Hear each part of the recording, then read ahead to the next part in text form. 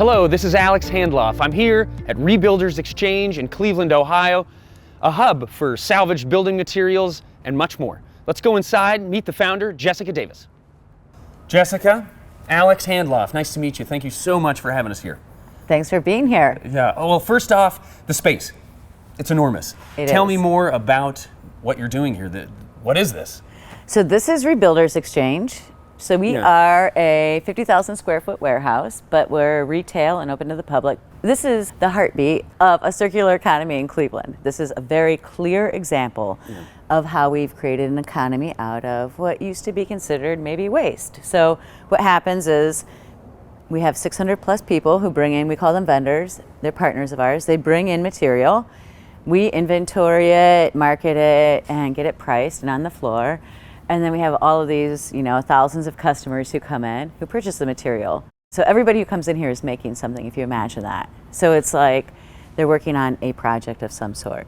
When they purchase the material, what happens is we split that with the people who brought it in. So it's our way to create value and raise up the value of materials. So it's accessible to the masses and it creates money for the people who are touching it. How did it start? What was the story of the beginning when you first started this idea? So I come from a family, and I lived in a more rural community, so things are full circle.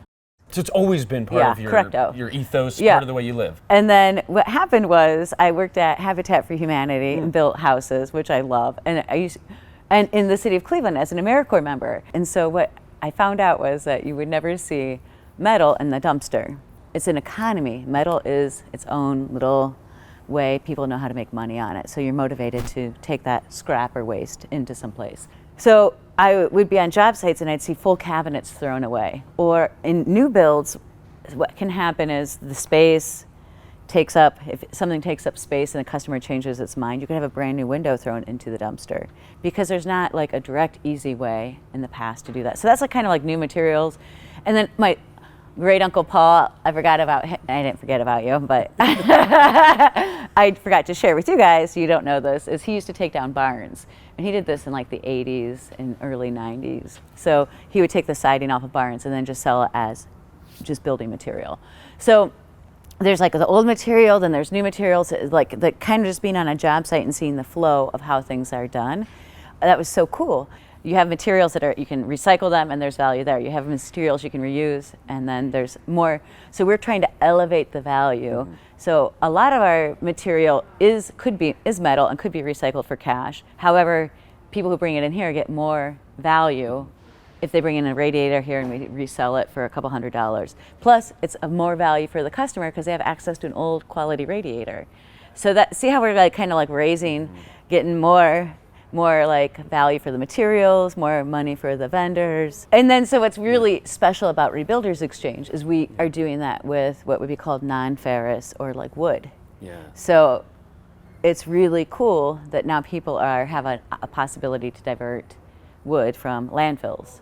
This is an old science lab cabinet. So this came out of probably a school, it's maple, it's gorgeous, right? Yeah. So then what happens is somebody brings it in, drops it off, and we create this little label for it, the SKU, that is unique to this item. And then when somebody comes in and buys it, we used to have two of them. Somebody buys it, they use it for their home, for a liquor cabinet. They buy it, and we pay out the person who brought it in 50% of what it sold for. How cool is that? That's awesome. And this would have just been in the trash, and it has so much value. People need it, and people are, compensated for bringing it in. And these are the vendors. These are the folks that bring in something. And do you work with repeat vendors? Are they individuals? Are they? Yeah, they're individuals, businesses. You could be a vendor. Oh, awesome. Next, I'd love to actually see some more of the space and show me some of the coolest things happening here. Okay. All right, Jessica, what do we got here? Is this something that's going to fit my apartment? Yeah, perfect. So this is your new apartment. This is actually reclaimed bowling alley. A bowling alley? So we had a bowling alley seemed to not be so, so this is great, beautiful wood. Yeah. And we have a customer who's going to use it to make tables. People use it for countertops. Try to lift this up. I know you're strong, but just give it a little lift. All right.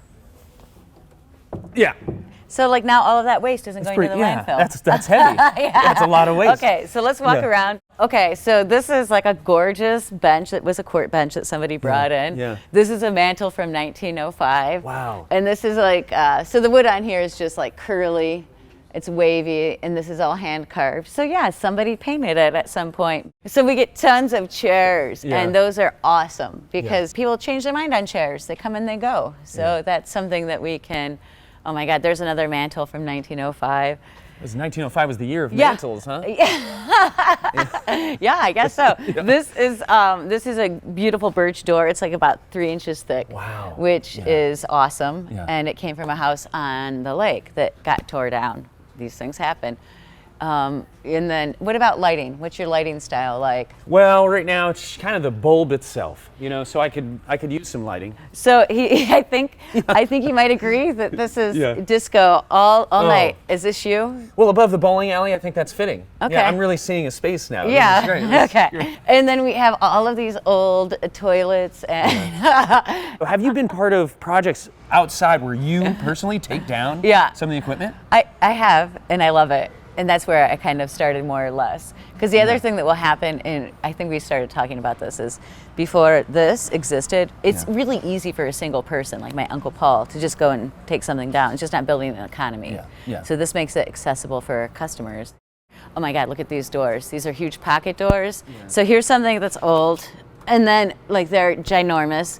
So these were hidden in the wall. So I actually did help on this project, taking them out. So this is a kind of a cool example. So we have these old, gorgeous pocket doors, and then these are newer. So these are new arch doors that have the full, like, trim in the background. So it's new and old together. This is gorgeous wood. Tell me what you see when you see this. Give me your vision. Like, what would it become? Yeah. What's, a nice gazebo. Really simple though, not really a roof, just kind of like an artistic. A pergola. Yeah, like a pergola. Okay, I can see that.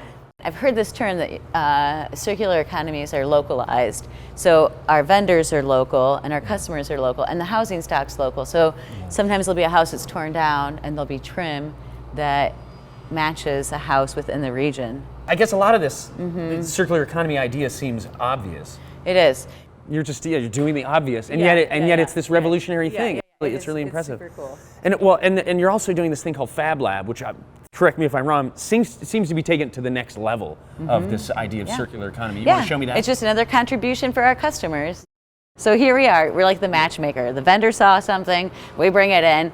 A customer came in, didn't even know they were looking for it, found it, and then the Fab Lab is like, oh yeah, we'll make whatever you want. We can make it happen.